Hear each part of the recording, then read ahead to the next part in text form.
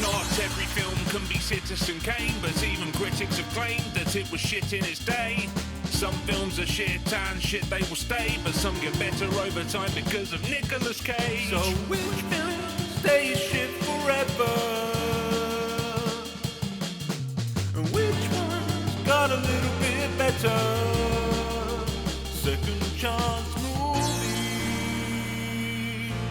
No poor bloods were harmed in the making of this podcast. Welcome to Second Chance Movies, the podcast where we rewatch movies and decide if they deserve a second chance. I'm Joe Harper, your host who loves rewatching movies and doesn't mind inaccurate science in fiction. I'm Jessica Kwazz, your host who's a one-and-done kind of movie viewer who thinks amusement parks are the worst. And today, we are giving a second chance to Jurassic Park 3. Wow, Jurassic Park 3, what a wild ride. So we chose Jurassic Park 3 because it's summer, let's do some blockbusters, and one of the biggest franchises we've had in our lifetime is Jurassic Park. And the one that gets, the middle child, the stepsister that no one likes, I don't know, man.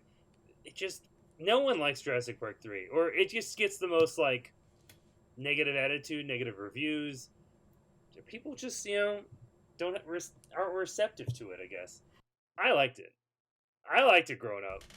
I would have to agree that out of all the Jurassic Park movies, this one is the hated child, if you will, the black sheep. Black sheep is, it's the black sheep. The black sheep of the franchise, for sure. I hadn't seen it in a very long time, so it just kind of made sense to throw this in the mix and see how it holds up. For those of you who do not remember, let me give you a little summary of Jurassic Park 3. That way we'll kind of refresh our minds. Oh, and you know what, guys? Spoilers alert. Oh. We're going to be talking about Jurassic Park 3, and probably a lot of other Jurassic Park movies, maybe. I don't know how much of other ones, but they might come up, so spoilers beware for the Jurassic Park series. That's true, yep. We're going to talk. So, our summary, according to IMDb, a decidedly odd couple with ulterior motives convinced Dr. Grant to go to Isla Sorna for a holiday, but their unexpected landing startles the island's new inhabitants. I like the first part of this description. The second part is not quite what is happening in this movie. So, right off the bat, my biggest issue with this summary is the complete lack of dinosaurs. That's... I think maybe they're just making the assumption.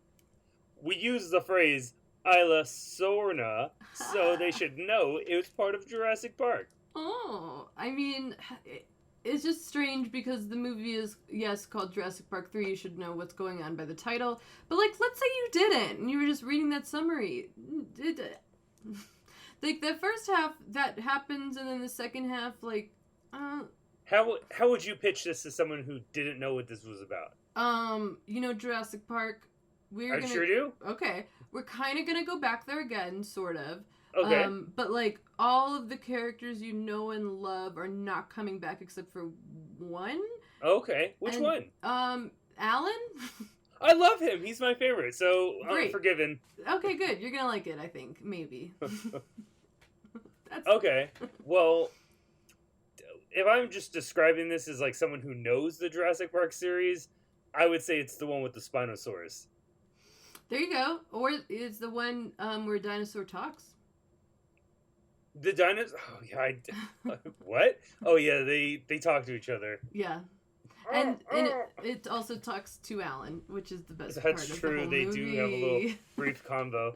I feel like the best description...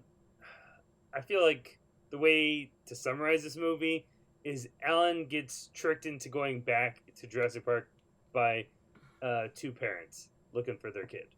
Yep, there you go. That's what you need to know. Yeah. So that's a somewhat of a spoiler of a twist, but who cares? Yeah. He's going there anyway. Yeah. Actually, let's talk about our first time watching it.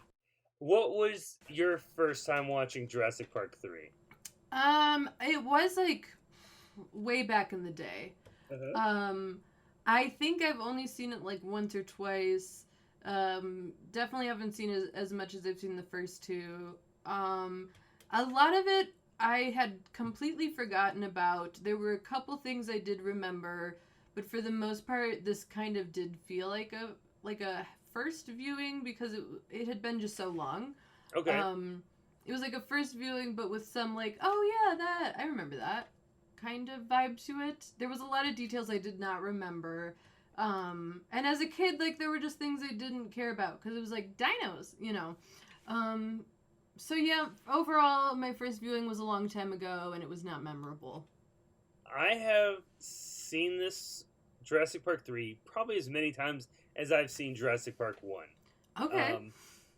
Jurassic Park 1, our first one, is in my top 5 favorite movies of all time. I love it. Perfect movie. I find no fault with it. This one, not my favorite, but I think it's a lot of fun. I think it's very underrated.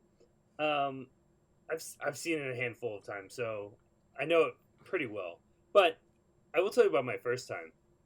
First time I watched this, I was on a family trip with the whole family, and because Jurassic Park was my favorite, I was like, I need to see Jurassic Park 3 as soon as I can. And we're on a family vacation, and they're like, well, we got nothing to do today, so you can go watch this movie.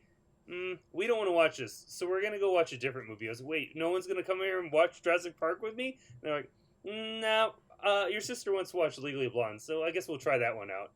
And I was like, not even you, Dad? He's like, nah, I'm going to go with them. Like, what? I don't even have you for this? They all watched Legally Blonde, had the time of their life. Me? This was the first time I think I got to like see a movie in the theaters by myself. I was just sitting there. I might have been one of the only people too, because we saw it in like a very small town. And so I was just like, oh my god, I love Jurassic Park. I think this is shorter, and so I was left out early, and I was like, man, they came out. I had to wait for them. They came out laughing. They were having the time of their life. The entire rest of the trip, they were just quoting Legally Blonde, and I was left out of that loop. And fuck Jurassic Park 3. I was so mad. Because I was, oh man. In hindsight, Legally Blonde is way better. Oh yeah. It's so good. It's so good. Not to say that Jurassic Park 3 isn't good. It's just no Legally Blonde. There's no comparison. Legally Blonde is iconic and holds up. We don't even, like, we just know. It's beautiful. It's way more entertaining. This is... Well, before we find out if this holds up, let's hear what people said about it when it came out. Let's get into some reviews. Let's start off with the positive ones. Those are always nice.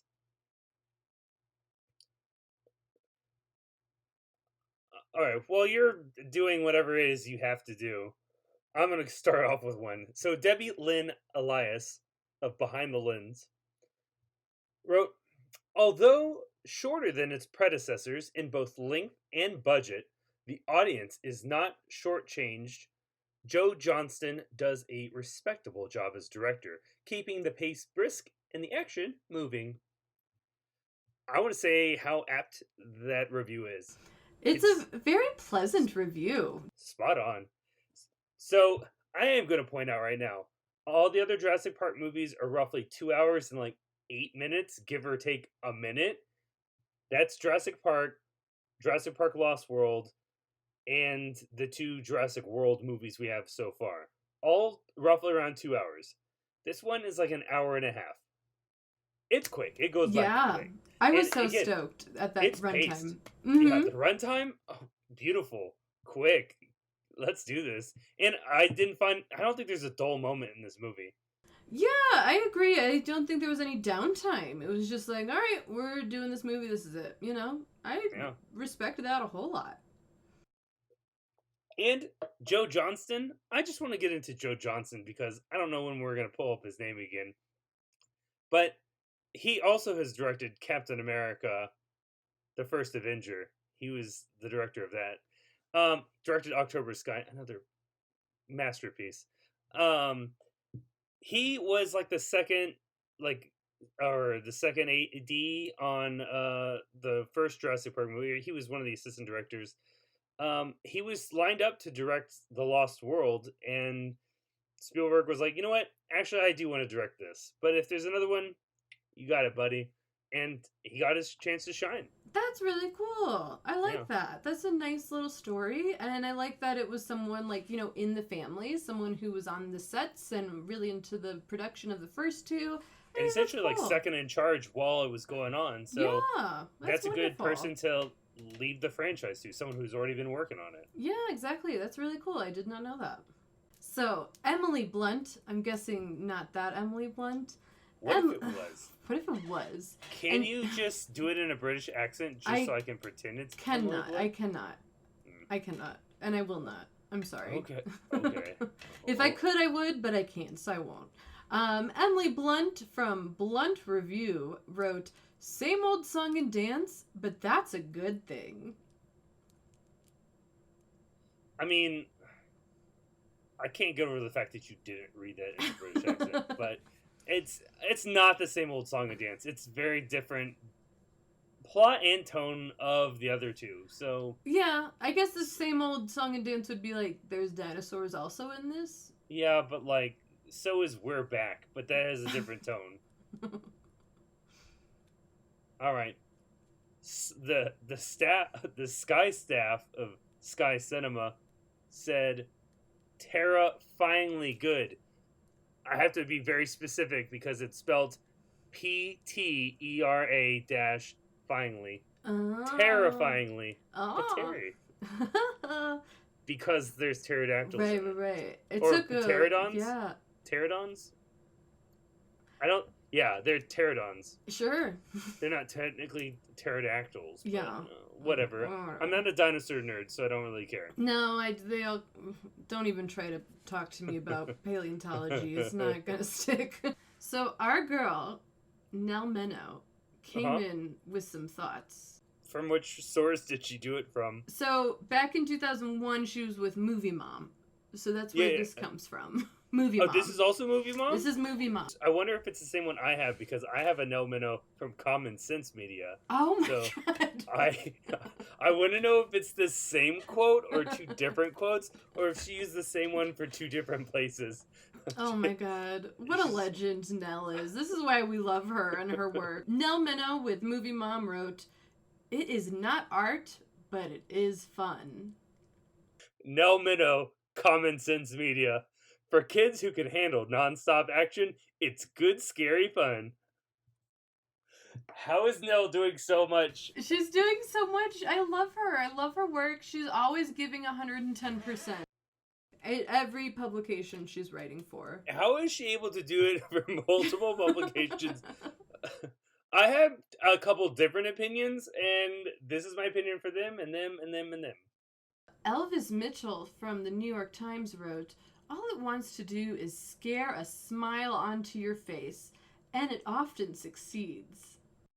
I disagree. I don't find any of this movie scary. No. I don't feel like anyone is in danger. No. In the second half of the movie. We'll get into that. We can get into that. The danger level feels pretty tame for a movie about dinosaurs. I'm not as scared or stressed as I am watching the first one. It's okay, we're just playing around with dinos. So this is sort of a backhanded compliment. Oh, what a good transition into our negative ones. So, okay, this is a positive. Okay, I'm sorry. Still. What I've come to learn from doing this podcast is that Roger Ebert, one of the greatest, most famous film critics in the last few decades, he was a petty bitch. He really was petty. He was petty. So, he said... I also hear way more negative reviews from him than anything. Yeah, he's, critical, but in a way that's, Did you like movies? No, you sassy. But here he rates it positively, But Roger Ebert had to say, not as awe-inspiring as the first film, or as elaborate as the second, but in its own B-movie way, it's a nice little thrill machine. I mean, I know we just made fun of him, but that was on point. Yes, it's pretty That was on point. It's not wrong. It's not wrong. But I just like the, it's not as good as this, and it's not as well thought out as this, but, like, I guess in your own cutesy sort of way, it kind of works. Like, ooh, sassy boy. It's like Roger Ebert was always so sassy and petty. Ugh.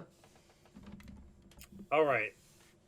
I got a negative review for you. All right. We're switching tones. We're going what people didn't like. Tim Robbie of Daily Telegraph UK. Jurassic Park 3 amplifies Hollywood's standard practice of stomping a brilliant concept beyond recognition.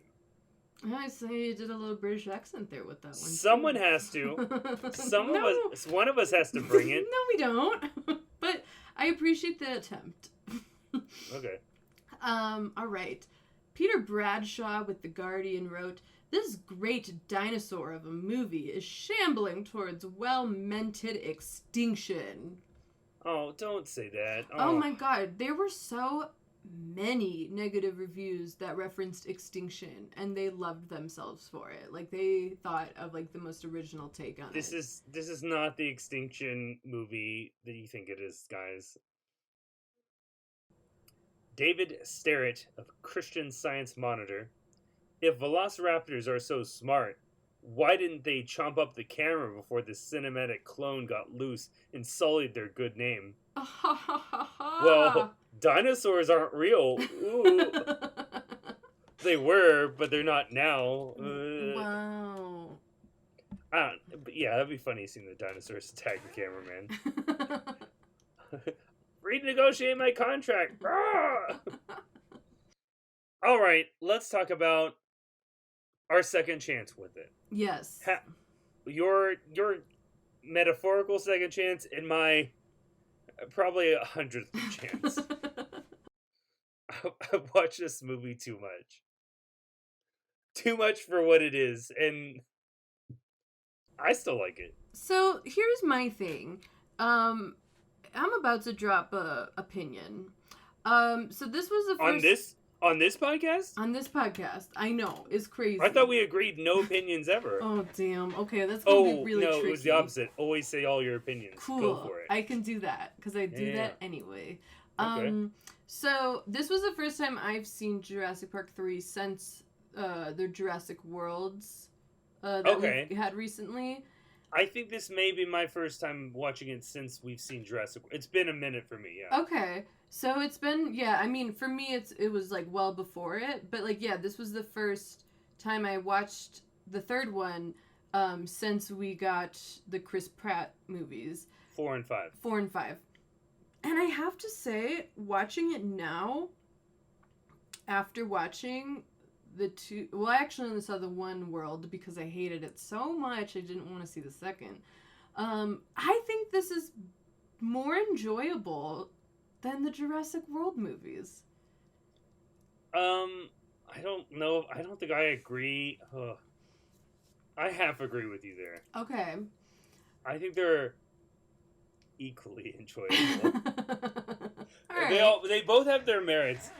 Because the third one gets shat on so much that I was expecting for it to just be so, like, awful and terrible that it was just, like, it was an insufferable experience. Okay. But for me, while watching it, I was like, I would rather watch this than The Fallen World or whatever the fuck they're called. How would you rank these movies in top to bottom of your Jurassic movies? I think literally in order. I think it would be 1 and then 2 and then 3. They just get progressively worse and then for you. 4th and 5th. For me, there's something like that gets progressively worse. Again, I haven't seen 5, but 4 to me was just so, like, not my jam. Like, it was trying to do something different, but then also regurgitated a lot of plot lines. So it was like, I don't care. I really like. I mean, 1 of course is the best. Mm-hmm. I would say I would probably put Worlds next, even though you fucking hate it. Yeah. I would put Jurassic Park 3, then I would put Lost or Fallen Kingdom. Lost World is I just don't care. That's surprising. You don't like the sequel. Ian Malcolm's different. I mean, I like them all, and they all have like. I feel like it's another thing that they all have their own separate moments in the movie. Like when I think of Jurassic Park 3, the movie we're supposed to be talking about, I think of the Spinosaurus just like attacking in the cell phone, and I think of the Dino Birds. I'm just gonna call them Dino Birds because I know they're pterodons, but Dino Birds. Mm-hmm. The cage scene is the best scene in this movie. Yeah, there are some like really crazy moments with these dinos that are just like really captivating to me. What did you like about Jurassic Park 3? So one thing I really liked is this weird, and I'm not being ironic, I genuinely wanted more of this. I want more talking dinos. I want more dinos who are talking to Alan. I just do. Interesting. I just do. That's a part of the list I thought was stupid. It's so I hate stupid, it. but I love it. So if it was the dinosaurs actually having English, like, hey, what are you doing? Like, but like we build the whole thing as a comedy. I'm on board with that movie. What are you doing up here? Oh my god, they can really talk now. Yeah, we learned it from you. We learned it from you, boss. Meh. And then he like kicks Alan. Like, what are you doing? Give me your money. Why do you need money? Don't ask any questions. Why do you have a gun? You have claws. I just feel like there's a whole other movie. There's something unexplored there, you know, with like these dinos talking to Alan and Alan's a way to like, communicate. I guess I hate the fact that like. So for those of you who do not remember, right at the beginning of the movie, they 3D print. This is before 3D printers are becoming a thing now, but they 3D print like a vocal cord of the Velociraptor. And they carry it around the entire time. Sure. And Alan is like, and like makes the noise, and they know exactly what he's talking about. I don't know how, because he hasn't practiced with it. I don't know how he can like imitate their words so clearly, and that rubs me the wrong way. Of like, oh, why does he know it so quickly? I feel like it should have been like, oh, he's trying to like talk, so. Yeah, so, like, I like the concept of this communication. That they've kind of evolved? Yeah, that they've evolved, that they're smarter than we realize, they're talking to, they're communicating. But it also, like, doesn't really go anywhere. It's just, like, Alan's like, I think they're communicating. And Laura Dern's like, whoa. And then that's kind of, like, it. Like, it doesn't go anywhere. The dinosaur that is literally sitting in an airplane seat and speaks to Alan in a dream. I'm so sorry I forgot about that. That is my favorite part of this movie. It's cinema. It is art. It is perfection. Alan. Keep that in there. I want more I kept that. saying that to the wife. And she's like, what are you talking about? I was like, in the plane, the raptor goes, Alan. And I liked seeing... She goes, that does not happen. Yes, it does. Oh, and he's holding sure onto the chair behind him, just like, Alan. I love it. I love it. I want more of Alan. Like, maybe he takes a little napsy poo from time to time, and like a dinosaur's like, hey bud, like, and he has this like a little convo with them. Alan. I want like full-blown communication. So, not enough humans. This is a complaint. So, before we talk into the humans that are in this, I just want to talk about how little humans there are. What I know, like, Jurassic Park to me is like, there's a human that dies off like every couple minutes. And like, dinosaur attacks are kind of like what we kind of like about this movie. Yeah. And this movie doesn't. It has like 3 right off the bat. Nobody else. I guess Billy, but he's alive at the end. That doesn't I don't like that fully either. Count. Just let Billy die. Let him sacrifice himself. Fuck that Billy. He was a dumbass for taking those eggs. Yeah. Pterodactyls tore his shit up.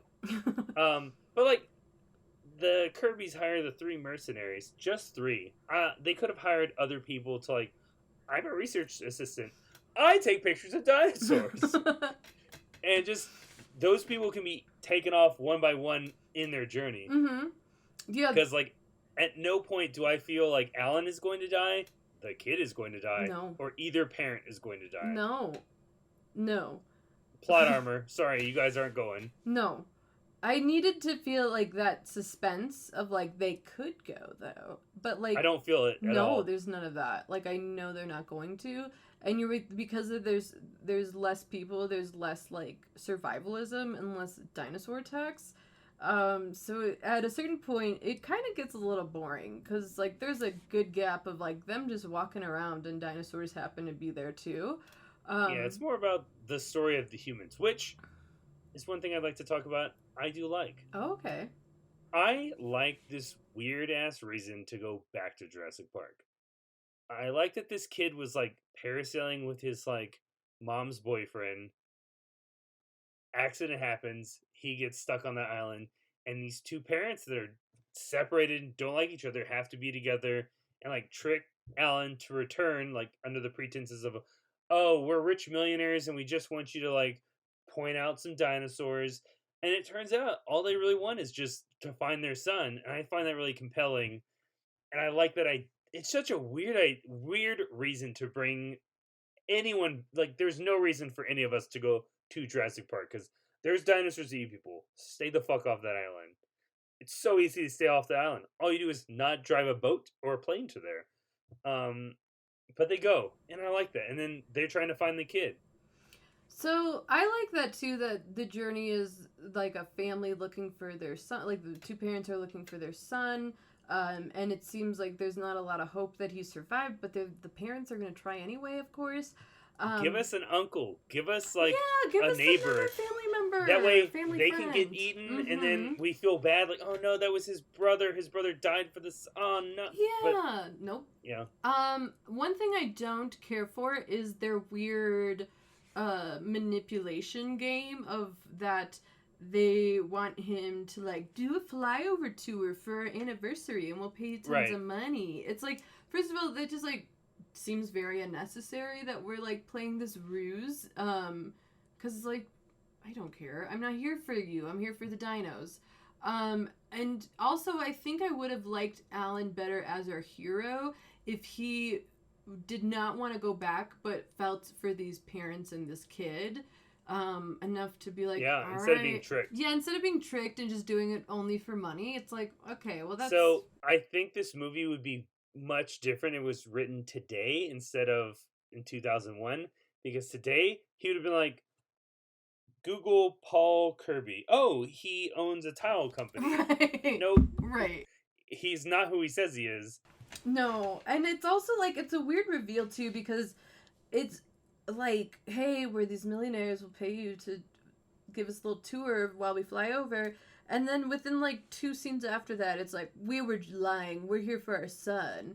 And it's just so, to me, it's so strange, like the unnecessary leap we have to take of like, oh, he's gonna shop around these millionaires. Like, I don't, like, that's kind of a dumb reason to go back to.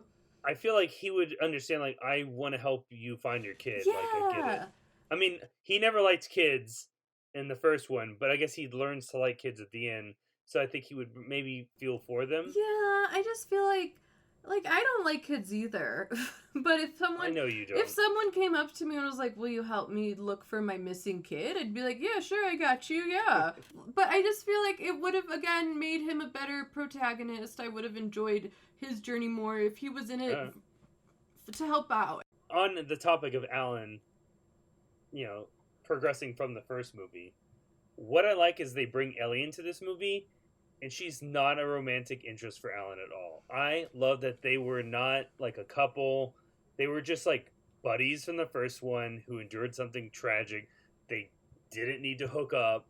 They didn't become a couple during it. In fact, she's married, has a kid, and he's visiting, and the husband is just like, oh, hey, you're a buddy. Cool. Hey, do you guys need some time? I'll go take care of the kid while you guys catch up. I love this relationship, and we don't see this very often in movies. And so it's refreshing. It sucks that Laura Dern is like a minor character, just like outside of the action of dinosaurs. But I mean, she's a mother. She does not need to go back to the island. I don't know what they're gonna do in this 6th Jurassic Park movie with her in it. Oh, she's in it? All the three main ones are back. Did you not know this? No. Yeah, but I don't know in what capacity yet. Okay. From what we got in the fifth one, I'm just gonna rant for a second. The fifth one advertised Jeff Goldblum in the movie, like talking, giving a big old speech, and it's literally like towards the beginning and the very end, and all he is just talking in this one room to, I don't think it's Congress, but it's like some sort of hearing about what should we do with these dinosaurs, and he's like, fucking let them die, like. Okay, so one thing I want to say about the people is that Okay. to me, I don't care about any of these characters. I don't even care. Except Alan. Yeah. But at a certain point, I feel like Alan kind of takes a backseat to the characters that I don't know or care about, and that's the Kirby story, kind of annoying. So, like, William H. Macy is someone I always find charming. In this, I'm like, homeboy is, like, annoying. I don't know what it is. I think maybe because He's a big nerd, like dork. You just want to like give him a wedgie. Yeah. Punch him. It's just not, there's something like not likable about this character. And Tay Leone just screams so much. It's so annoying. It's just her character stop. is pretty dumb. So She's dumb. constantly like on a megaphone, like Eric, trying to find her kid. What are you doing? You're gonna get all the dinosaurs to you. Shut the fuck up. At one point, she's like screaming for the kid, and William H. Macy's like, "Yo, like, there's dinosaurs. We can't scream for our kid. They're gonna kill us." And she's like, "I want to find my kid, though." And it's like, oh my god, shut up. Spot on impression. I think there could have been something interesting if we like actually obeyed the rules of being near dinosaurs and had to find your kids. But her character just ruins that whole thing because that woman is screaming all the time and never gets eaten. What if we had some sort of tracking, like Alan? Maybe not Alan, because we get like an actual tracker, like one of the extra mercenaries that I brought along on the trip is a tracker, and so he's like, oh, these are Eric's, kind of what his footprints would be. Let's go that way. Yeah, that makes more sense because truly it's like this couple and Alan and then like mercenaries that are just kind of tagging along and no one is like in charge. I guess Alan kind of is. Oh, Alan is definitely in charge. But the couple doesn't like to listen to him, so it's like. But he's in charge in a way of like, we have to listen to him or he's just going to abandon us. Because he's like, I'm heading this way, so good luck finding your kid. And then even the mercenaries like, if we split up, I'm going with you guys. Because holy shit, this couple is dumb. I think there is a way to make this couple likable for me to care that they have a happy ending. Because at the end of it, when, like we said, it's very predictable that they're going to survive, I'm not like, good for them. How do you feel about Billy? I don't care. He brings nothing to the table. He takes nothing away. He's there. I think he's roughly like my age. So like when I was watching it the first time, I was like, yeah, that's me. Like I could do that. I could live in Jurassic World. Yeah. And so I think it would have been more fun if we had seen more of that kid on his own rather than a reveal of he saves Alan and then, oh, you're Billy. I just know because you're the only kid on this island and we came here to look for you. Yeah. Duh. How'd you know it was me? Why do you think I'm on this island, you idiot? Fuck you. Bye. And then he leaves. How do you feel about the dinosaurs in this movie? Well, they're fine. Okay. Do you think I don't think we have enough different types of dinosaurs. Yeah. Because, like, in all the other movies, I feel like we get a couple scenes with, at least, I'm just going to probably judge this more based off the first two we got. Mm-hmm. In the first one, we get raptors, we get T-Rex, Dilophosaurus that spits, we get the Gallimimus, and we get the Brachiosaurus. At least 5 big ones with big memorable scenes. The Triceratops, they're breathing on it. It's breathing. So we get like at least 6 like big dinosaurs, big moments with each one. Whereas like in the second one, I don't know as well, but at least there's Stegosaurus and the one with its like giant like hammer for a tail. Poppies are the big one. Oh man, those are nasty little suckers. They like eat the little girl at the beginning. Mm-hmm. Raptors again, more T-Rex. We just get a lot more dinosaurs. Whereas this one, we get raptors, we get the pterodons, and we get the Spinosaurus. We get a very brief of like any other dinosaur we see. It's like less than 30 seconds. Yeah, It makes me yeah. like bummed about it. It's like a very small category of different dinosaurs. It's very small, and then the ones we do get, like, we don't see them enough to feel anything about them. Like, oh, those are cool, or like, You oh, get little no. poppies for a second that just run by, and Billy, or not Billy, Eric's like, "Oh no, poppies, hide!" And they go by. There's one dinosaur that pops up in the Fallen Kingdom. He kind of has like a smaller T-Rex with like a horn on his nose. He's just like smelling the poop that they're like near when they're digging through the poop to find the cell phone. That poop is made of oatmeal. Oh. Super gross.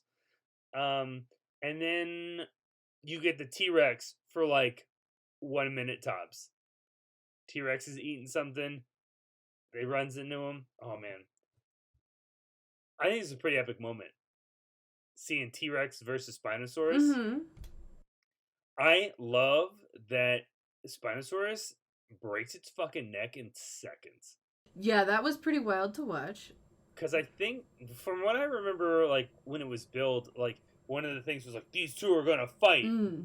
And they do, and it's quick. And you're like, oh shit, we're not having a T-Rex in this movie. It's just gonna be the Spinosaurus. I think, just like, for me, for a movie about dinosaurs attacking, it's very underwhelming in that regard. Yeah. I think we could have stepped up that way more.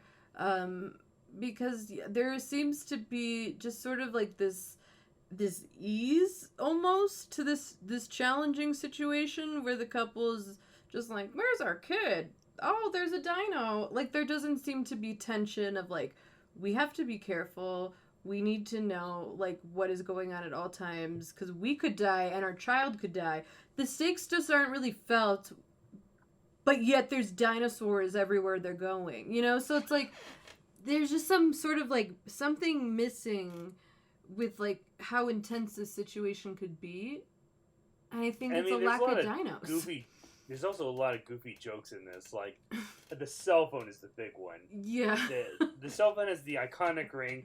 And then the kid is, oh my god, that's my mom and dad's phone. I know my dad's phone. Yay. And they go and they run. And I don't know how at that moment the parents also hear it. And they run and like, oh, hey, it's our kid. But like through a fence, and they're like, I heard your phone. He's like, well, I don't have my phone. I gave it to the guy that got eaten. No shit. And I love that the reveal is the Spinosaurus is just staring at them with the phone. And he's like, I'm going to eat one of you. And just I'm like, first of all, holy shit. I guess predators do, from what I've read, predators would be really quiet and still until they could figure, like, this is the attack time. Mm-hmm. They take off. Now, I have an issue in this movie because I think there's no fucking way they're gonna outrun this thing. Because like he takes 2 steps, he's caught up. But every chance they outrun this guy so much. They do. The wife was like, "Well, that does seem stupid. Let me figure this out."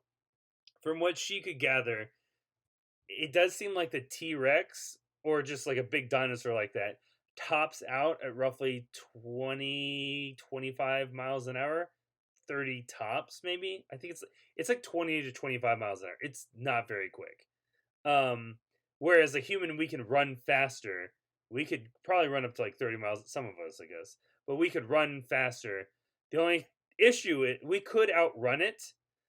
We just have to be quicker and dodge and stuff. Mm-hmm. The only issue is that their legs are way stronger than ours. Mm. We would give up Mm-hmm. way faster than they would. Because they've also only taken a few steps. Like, they're so big. They cover the distance but pretty easily. I think with it being a big animal, they move slower too. Mm-hmm. That's another thing. They're not as fast as like they would be if they were like a velociraptor size. Right. I guess it makes sense. But I'm not here for that. You know, I'm here to see people running from dinos. I think we need to praise the pterodon cages scene. That is so cool. the reveal that they're in the bird cage is epic and something I didn't think about at all when going into a Jurassic Park movie. Oh yeah, of course they haven't even used those animals before. Like, why have they not? And it's because like they would just fly around. And I like that they were in this cage on this island trapped, and like they gotta like cross these rickety bridges, and there's fog everywhere, so you can't really see if you can make it to the other side or if they're swooping down. It's by far the best scene in this movie. So I do want to talk about the ending. Okay. Because, I think the ending... You know, we've run out of time. We can't talk about the ending. Wrap it up. So... What do you think about the ending? The ending is so fucking awful, in my opinion. Because the resolution is that Alan gets on the phone. And he's like, hey girl, can you help us? I don't mind that. So they use the satellite phone that has been throughout us the entire time, which is good. I like that. He calls the one person he knows that will help him out in any situation, his BFF, Ellie. I like that Ellie like comes to the rescue, but the rescue at the end does feel like a Deus Ex Machina, and I hate that. It does. I hate those. Yes, it really does. First of all, Alan, who's our protagonist, doesn't get to get us to a safe ending. He makes a phone call and Ellie does it for us, which is a little like, all right, like I guess if you had 2001, we have phones now, we can like help ourselves out that way. But it's just, to me, that is such an easy way out. And then they go to the beach and they're all like, we're here, you know, like pulling up with tanks. I'm like, this is so stupid. So stupid. And just the fact that it came all from like a phone call, and then she probably made some calls. I don't know how she made calls that got the army there within hours of this happening. Within 12 hours. I don't get it. I don't get it either. I do say what I do like about the ending is them flying away in the plane like the first movie, and instead of seeing the birds flap, he sees the pterodactyls flapping and flying away, and I'm just like, that's cool. That part was cool. Hopefully when we get a Jurassic Park 4, its dinosaurs have inhabited the Earth. Too bad that's not what we got for 4 or 5, but it does seem like we're getting that for 6. Maybe. Well, do you think people should give this movie a second chance? I'm going to say that I think they should give this movie a second chance before they give some of the other Jurassic Park movies a second chance / Jurassic World. I don't think it deserves to be as like hated and negative as it is. I didn't mind it.